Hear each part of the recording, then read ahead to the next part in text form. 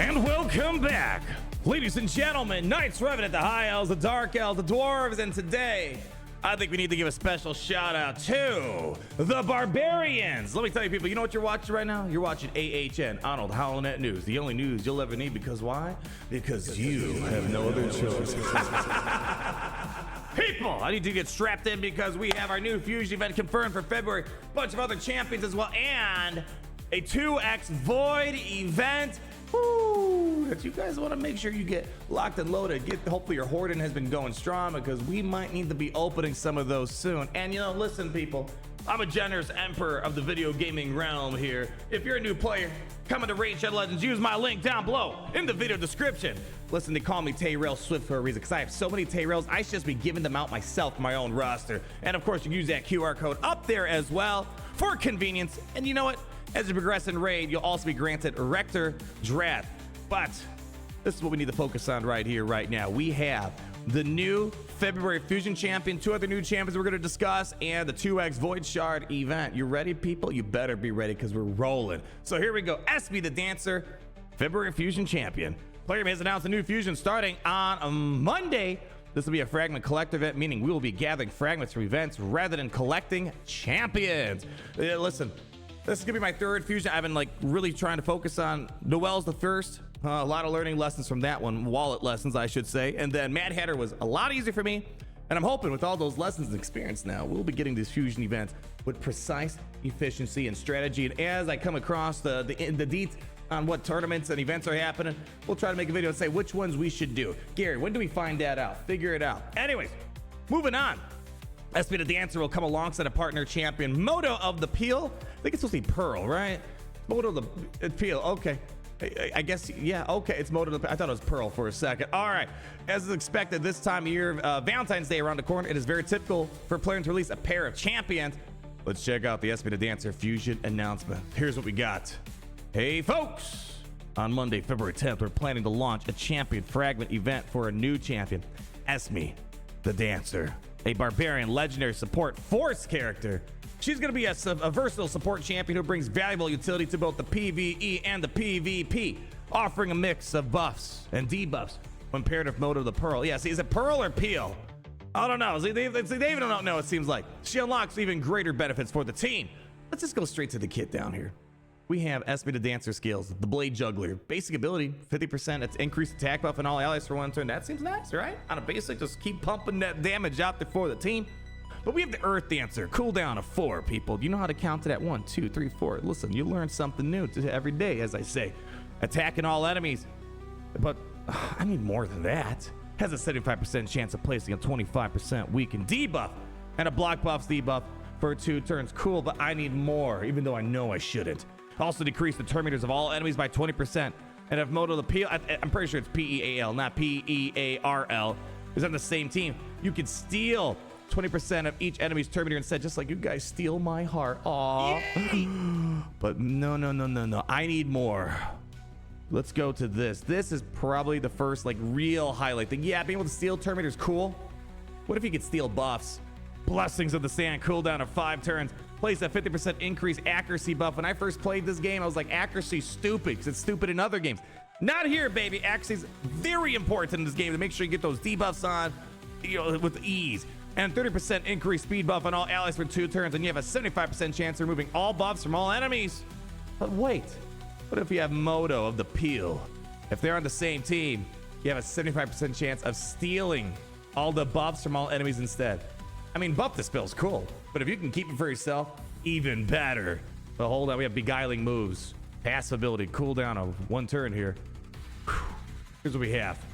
Read it with me, with all your might. When hit, has a 50% chance of randomly changing the attacker's critical hits into weak, normal, or strong hits. So kind of a mixed bag here. And if Modo the Peal is on the same team, the chance is increased to 30%. But wait, there's more. Whenever this champion is hit, increase the turn meter of the ally with the highest attack by 50%. Yeah, that's gonna be nice. Trying to get as many hits, getting your attacker to get out there, do more attacks, which means more damage, and especially when you have things that increase your offensive capabilities. Sounds like a done deal for me. And the aura, 19% speed increase in all battles. I come to appreciate characters that have like the catch-all leads, you know, so that way, you know, speed's nice, right? It's nice to have. And there we go. Nice little graphic right there. But people, there's more. Whew. Are you guys even ready for this? I don't know. Gary, make sure to hit that like button. Are you even commenting? Are you even subscribed? Well, you better be, because you know what we're going to do next? Modo of the Peel. February Fusion partner. Each year, we get a Valentine's-based Fusion event in February, and this year, no different. We've just had a confirmation from player that Esme the Dancer will be coming to raid Shadow Legends as a fragment collector. Event this is upcoming Monday, and her partner in crime has been announced, Modo of the Peel. These champions will both serve independently. However, their skills are greatly enhanced by one another. We already saw that with Esme. But what about Esme for this guy here? Well, it's like we'll see several ways of obtaining Modo throughout the Fusion for Esme, whether it's the 10x events, progressive sum events, prism shard events, or maybe even a guaranteed reward in training tournament or Heroes Path Titan deck Fates event. I haven't had much luck. Maybe Grandma's Wallet's not going deep enough for me. When we had like all the Mad Hatter stuff, I just got Mad Hatter and Alice. Even though I tried, we didn't get the Knave of Hearts, but you know, I'm feeling luckier this time, right, Gary? Yeah, I think so. Now here's what we have: the new attack-based Ogren Tribes legendary Modo of the Peel. Man, that's a face only a mother could love right there. But you know what? This is what I'm gonna love right here. This kit reveal Modo the Peel skills has a 50% chance of placing a 60% decrease defense debuff for 2 turns. Listen, Esme's got the offense. He's gonna reduce the defense. What do you get? More damage landing on the opposing team. But no. We want the ear splitter cooldown of 4 turns. You can attack all enemies. 75% chance of placing a stun debuff for 1 turn. All right, but come on, give me a little bit more here. Place an extra hit on enemies under stun debuffs. Okay, but come on, sweeten the deal. If Esme the Dancer is on the same team, we'll always place an extra hit and ignore 20% of each enemy's defense. Okay, we're moving somewhere. But I think we need to get to this Peel the breaking cooldown of 5. You're gonna attack all enemies, ignore any sort of shield buffs in your way, and the damage increased by 75% while attacking enemies with stone skin buffs. You think you're safe under there? Not against this guy.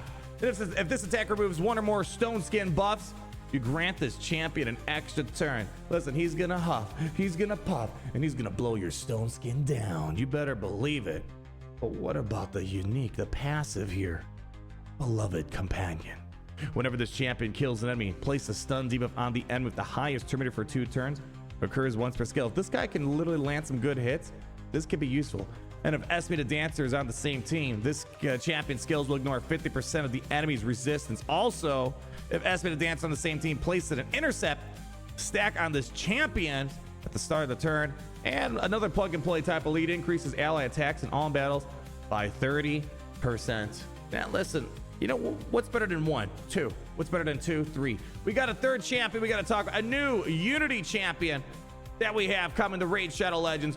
We have ourselves our Admiral blacktusk. Gary, hit me with the song. Anything. What do you want? Perfect. Thank you. New Unity champion. Oh man, this looks pretty sick though. I'm not gonna. This looks really sick. I haven't gotten a Unity champion yet. Maybe you guys have, but you know, I'm gonna see if my luck is gonna turn upside down for that, right? Yeah, upside down, right? We want to flip it around. Plarium has announced a new faction Unity champ from the Dwarven faction, introducing Admiral blacktusk to Raid Shadow Legends. This new champion will become the first ever to be able to place team-wide stone skin buffs. Wait. This guy hates the stone skin. Well, you know what? It is what it is, my friend. While it's also having the shortest cooldown ally attack for all allies in the game. Shoot! What was this guy? Look on, keep feeding me more of this info, which could see him being very valuable in the PvE areas as well as the PvP content, especially paired with the passive that triggers counterattacks. He could be a formidable champion for the Fire Knight. And let's check out the Admiral blacktusk. All right, man, oh man. I gotta say, I've been enjoying my dwarves, man. They've been doing some work for me lately. Oh gosh, that looks pretty sick. God dang it, I'm gonna need them, right? I gotta have them. Well, then we're gonna find out how to get them. We are happy to introduce a new champion of the faction Unity skills, Admiral blacktusk. Admiral blacktusk is a mighty warrior who will not only be a great addition to your roster, but will significantly boost the abilities of your dwarves thanks to the Admiral faction's Unity skills. Admiral blacktusk is a powerful support champion who will shine bright like a diamond in PvP content. He's got some crowd control down his sleeve along with the cleanse abilities. Placing stun debuffs on enemies will allow the Admiral allies to deal double damage to those enemies. This A2 stands out with its unique combination of cleanse and ally attack, leaving the enemy team in crumbles.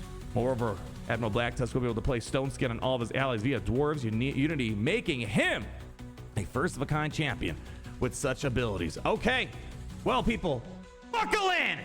We have Admiral Blacktusk skills. Attacks one enemy, has a 40% chance of placing a stone debuff for 1 turn. And this debuff cannot be resisted when this champion is attacking out of their active turn.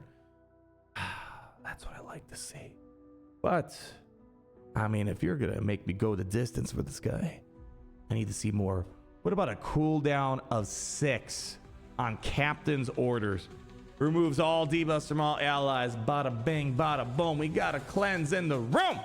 Then teams up with all allies. Attack a single enemy. The allies joining the attack will use their default skills. And look at the skill too. If you think 6 is too much, boom. Let's reduce it. 1, 2, 3. It's gonna be a cooldown of 3. Oh, when all is said and done. Then you have Defender of the Skarion, or the down ski. What is this? Is this like that one Need for Speed song? Get low, right? Cool. Skiria, Defender of the Skiria. Cooldown of 5.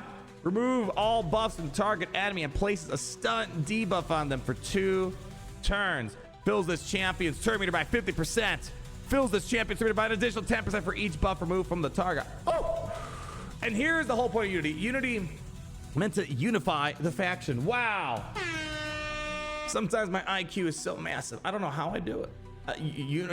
Unity characters unifies the faction. People, it's okay. You don't listen. You don't need the clap. I was able to figure it out.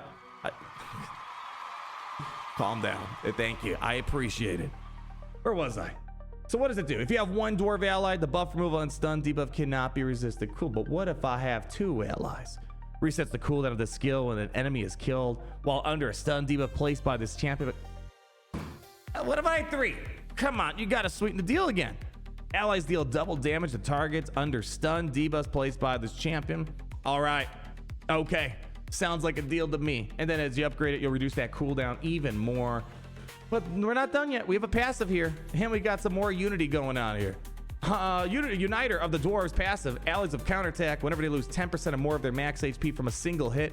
If there are multiple champions on the team with this skill, only 1 will activate. And here's what we got. Dwarves Unity. If you have 1 ally, whenever an ally places fear, true fear, freeze, provoke, sleep, stun, or petrification debuff, fill that champion's turn by 20%. Occurs once per skill. Whew, man. Turn meter. When it comes to these type of squad RPG games, turn meter is key. The most important thing I would say in general. If there are multiple champions on the team with the skill, only 1 will activate. Okay, but what if I had 2 allies? Whenever an ally is attacked, 50% chance of placing a 50% decrease resistance debuff and a 30% decrease speed debuff on the attacker for 1 turn. If the ally is under block damage, unkillable, ally protection, or stone skin buffs, the chance increases to 100%. And that's not all. If there are multiple champions on the team with this skill, only 1 will activate. That's just boilerplate stuff. I had to make it seem more exciting than it was. But I have 3 allies. Come on, take me to distance. What can you offer the king of trippy guns? Get the mobile game the 8th day of creation. Well, if you had 3 dwarves on this team, at the start of each round, place a stone skin buff on all allies for 1 turn. And if there are multiple champions with the skill, only 1 will activate. And then we have the increased ally accuracy in all battles by 60. And increased ally speed in all battles by 50%. Only applies to dwarves. But people, you might be like, all right. I want to get a hold of him. But listen, don't you want to get a hold of maybe some other things too? We have a 2x Void Shard event and progressive summons. Plarium has announced 2x Void Shard events this weekend, as well as progressive summon events containing faction Unity champions. Wait, we just read some faction Unity stuff. The 2x Void event will run throughout the weekend and also feature a 10x for the Queen of Hearts. They didn't get her. Maybe I'll get her. Maybe this time. I don't know. And will count towards the champion chase tournament for the Tea Party Titan event. Let's check out Plarium's announcement and see what's in store for us. Hey, y'all, I have some news about the upcoming events. This Thursday, February 6th, we're planning to launch a progressive chance event, giving you at least an X15 chance to summon the champions. But what's X15 times 0? It's still 0, right? Of your choice from the selected pool of ancient primal and sacred shards. So you have yourself a Volcanos, the Fumor, I totally did not, but yeah, Tribune, Heraclites, Swarm Speaker Ziklik, and Lausanne Clef. Lausanne just came out just last month, right? The event will last 23 hours. This Friday, February 7th, we're also planning to launch 2 events simultaneously. We're planning to launch 2x summon events for epics, legendaries from Void Shards. That's what I want to see right there. And we're also planning to release a 10x event to summon the Queen of Hearts from the Void Shard. Please note that the duration of the X10 event will be 1 day shorter than the duration of the X2 event. They gotta make me pick and choose. We gotta make sure we get that sweet spot. I want to get it all. We gotta line up the stars, the moon. So you better believe it. If you're looking for some whale and fail action, my fingers haven't been opening any shards lately this week. We gotta do something about that. So get ready for it. And then we have the general, should you be pulling for these events? Let's just read it. This is good in general. Firstly, we'll tackle the obvious event, the 2x Void Shards event that line up with the Titan event. If you're going for this event, then absolutely should take chances to pull your Void Shards. Where's my Titan event going on? I'm assuming they're referring to the Tea Party Titan, I'm assuming. Right now, I'm currently cruising at milestone 4. So hopefully I get there. I mean, I want to get that Mad Hatter, right? I want to get that Perfect Soul. So that's one reason to be doing it. But furthermore, what else?